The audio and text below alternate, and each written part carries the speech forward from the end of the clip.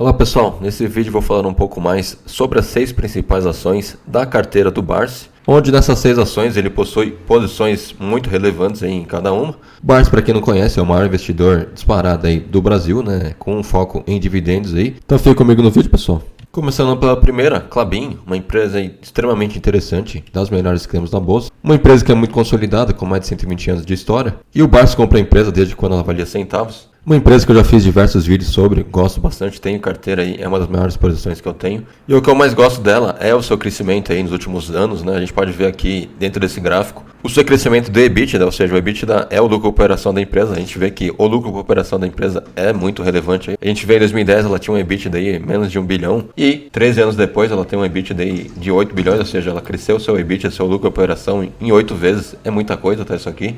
Um outro ponto também é o ROIC, ou seja, o que seria o ROIC, pessoal? É o retorno que ela dá ao seu acionista através dos seus investimentos, das dívidas que ela pega. Ou seja, ela está fazendo um bom uso aí dessa dívida, desse investimento que ela está fazendo.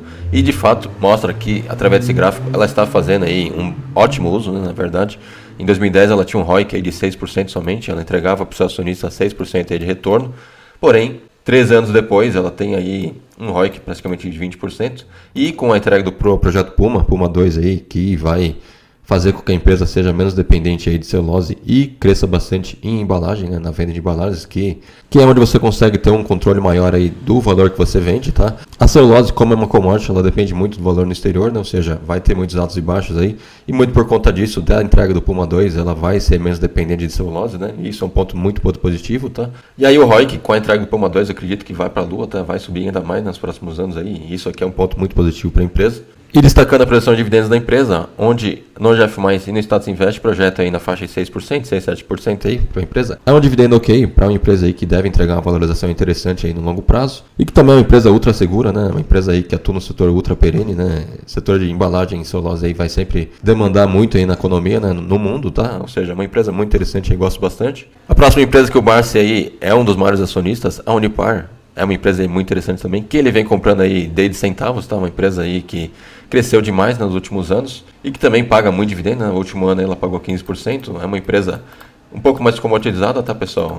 Você tem que entender aí que o preço da empresa varia bastante e muito por conta disso a empresa saiu aí de 110, mais ou menos, do ano passado para uma queda aí de 64, né? Ou seja, ela caiu aí bastante de um ano para cá. Caiu a 40% mais ou menos, porém, como a commodity vem subindo novamente, aí, a commodity dos seus principais produtos, aí, que é o PVC e o cloro, ela vem se recuperando novamente na valorização aqui. Ou seja, pessoal, a empresa que atua no setor perene também, já que cloro e PVC é um setor aí que também vai demandar sempre aí na economia. Porém, tem que entender que ela é uma commodity, né, e não tem muito o que fazer, diferente da Klabin, que também é commodity, uma parte dela, pelo menos da celulose. Porém, como mencionei, com o projeto Puma, aí, isso deve diminuir bastante, né, essa dependência de celulose. Porém, a Unipar depende aí unicamente de commodities, né, não tem muito o que fazer. Podemos ver mais a fundo sobre isso, o valor do PVC lá fora, né, que é a commodity principal da empresa, aí, o produto principal da empresa. A gente pode ver aqui que em 2021, 2022, teve aqui um patamar bem interessante, né, saía aqui de 13 mil e pouco, né, 2022 tinha um valor interessante aqui, na faixa de 9.500, 10 mil aqui, o valor do PVC. Porém, a gente vê em um ano aí, saiu de 10 mil praticamente aqui para 5 mil, 6 mil, né? E muito por conta disso aí a empresa vem sofrendo um pouco na valorização, né? Ou seja, muito provavelmente o lucro da empresa nesse ano aqui vai ser bem pior do que os últimos anos aí, e muito provavelmente o dividendo da empresa não vai ser tão bom, né? Porém, é aquela empresa que entrega dividendos sempre, ainda tem um caixa bem interessante. E só para você ver a relevância aí que o Barsi tem na Unipar, ele é o maior acionista pessoa física aqui da empresa, com 20% aí de todas as ações da empresa. Ou seja, ele tem uma relevância muito grande na entrega de dividendos, né? A Unipar aí é a empresa que mais entrega dividendos para o Barsi, tá? É um monstro aí na carteira do Barsi, realmente, a Unipar. Falando da próxima empresa, a S Brasil, uma empresa que normalmente paga muito dividendos, né? Na faixa de 10, 11%, sempre foi aí uma ótima pagadora de dividendos, né, no passado. Porém, ela vem de investimentos aí muito pesados, né, nos últimos anos, e muito por conta disso o dividendo da empresa vem praticamente nulo, né, 1% de dividendo nos últimos 12 meses. E deve continuar assim nesse ano, tá? Acredito que deve melhorar um pouquinho os dividendos, né, talvez em 2024, 2025. E muito por conta disso, desses dividendos baixos aí, eu tinha a S Brasil na carteira e acabei vendendo. Não é uma empresa que está entregando um valor muito interessante e de curto prazo também é uma empresa não deve se valorizar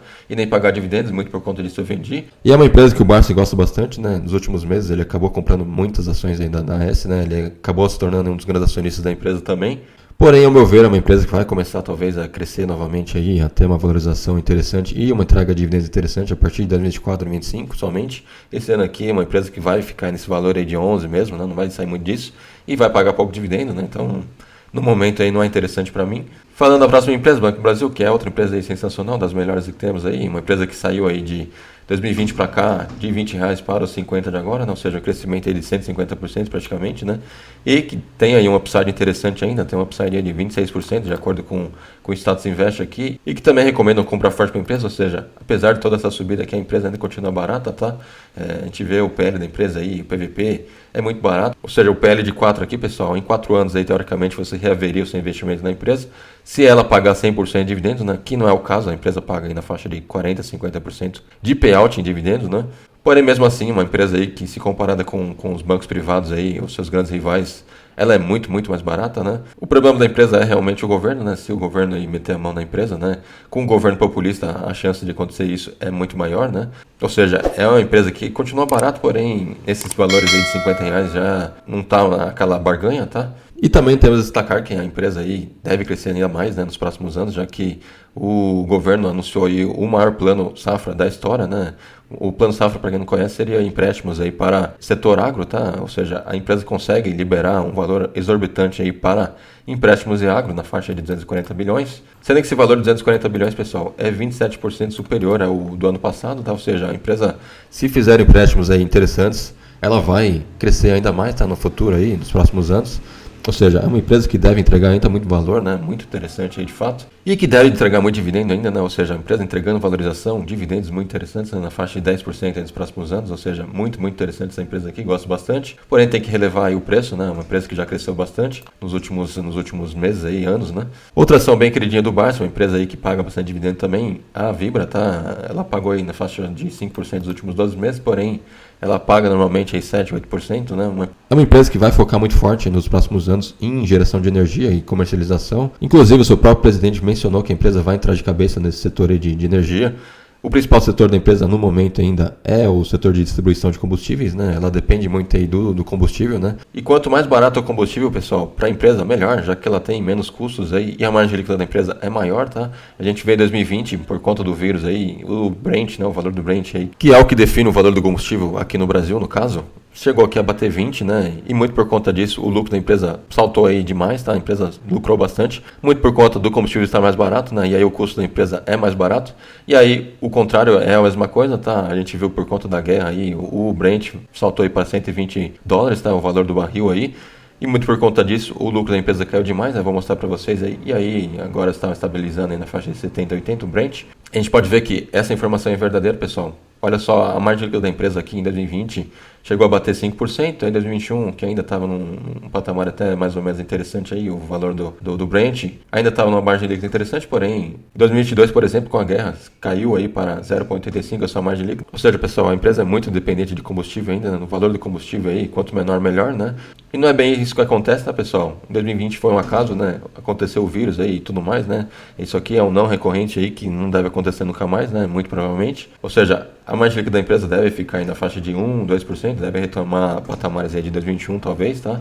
Já que o Brent está se estabilizando aí a preços de 70, 80 dólares aí o barril, tá? E é talvez esse ponto aqui que eu não gosto da Vibra, tá? A margem líquida aí da empresa é muito baixa, né? É do setor, tá, pessoal? É do setor de distribuição de combustíveis, não tem muito o que fazer. Porém, é uma margem muito baixa, tá? Se acontecer qualquer deslize aí na empresa, o lucro da empresa desaba, tá? E aí ela pode até acontecer de ter prejuízo aí, isso aqui não é um ponto interessante. Porém, como eu mencionei, a empresa vai entrando forte em geração de energia aí e pode ser que essa margem líquida aumente ainda mais, né? Muito por conta da geração de energia, não por conta da distribuição de combustíveis, tá, pessoal? E aí Vibra, de acordo com as projeções aqui, do OGF+, é na faixa de 4%, o Status Invest na faixa de 5, 6 aí para 2023. E aí o Status Invest projeta na faixa de 7, 8% para os próximos anos aí. É para ficar de olho, né? Se a empresa de fato aí se concretizar essa parte aí de geração, pode ser que ela distribua dividendos bem interessantes de fato. E falando da última empresa aí, que o Barsi tem uma reposição bem relevante, que ele compra aí já faz tempo, né? Desde o seu turnaround aí, onde a empresa valia R$1, R$2 aí. E aí, desde então, a empresa se valorizou demais, né, na faixa de 1000% aí. Porém, desde então, ela vem aí perdendo uma relevância, né, os seus lucros aí vão diminuindo, muito por conta de que os lucros aqui em 2020, 2021 mais ou menos, o mercado lá nos Estados Unidos, que é o principal mercado da empresa, né, ela tem uma receita aí mais ou menos de 70%, 80% somente nos Estados Unidos. Esse mercado nos Estados Unidos estava muito quente nessa época aqui, estava vendendo arma aí a rodo, né, e muito por conta disso o lucro da empresa saltou aí demais, né. Ou seja, pessoal, ela não tinha como se manter nesses lucros aqui, né, já que houve uma alta gigantesca aqui nesse período e que vem se normalizando agora, né? Taurus aí que também vem fazendo parcerias bem interessantes. A gente pode ver que ela vem fazendo parceria com a Índia, tá? Ainda não é concretizado isso aqui, porém ela deve fazer uma parceria com a Índia. E aí produzir um total de 1.500 armas aí, ou até mais, tá, pessoal? Ou seja, um ponto bem interessante. A Índia, que é um dos maiores mercados aí do mundo, né? Pode ser que seja um mercado bem relevante para Taurus. Outra notícia também bem interessante é que ela também assinou um contrato aí com a Arábia Saudita. Ou seja, a Arábia Saudita, como ela própria menciona aqui, a Taurus, está entre os 8 países aí com maiores gastos militares do mundo, ou seja, outro mercado bem relevante para a empresa. Ou seja, pessoal, apesar da receita da empresa ter se normalizado nos Estados Unidos, né, que é o principal mercado da empresa, ela vem fazendo parcerias bem relevantes aí com outros países, né, ou seja, pode ser que nos próximos anos a empresa volte a ter lucros bem interessantes, né, é de ficar de olho aí, uma empresa que eu gosto, tá pagando bastante dividendo, né, apesar de ser uma empresa de crescimento, ela está começando a pagar a bolsa de dividendos, né, na faixa de 8, 9% ela pagou nos últimos meses, né, ela começa a ser interessante para dividendos, né? E o Barsi está olhando isso aí. E apesar de todo esse crescimento aqui, pessoal, a empresa continua ainda barata, tá? Um PL somente de 5, ou seja, em 5 anos aí você reveria o seu investimento na empresa. PVP também da empresa é interessante, baixo. Empresa que não tem dívida, né? No momento atual aí é bem interessante, né? Com juros altos. Uma empresa que não tem dívida lá sobressai muito, né? Em relação às outras empresas.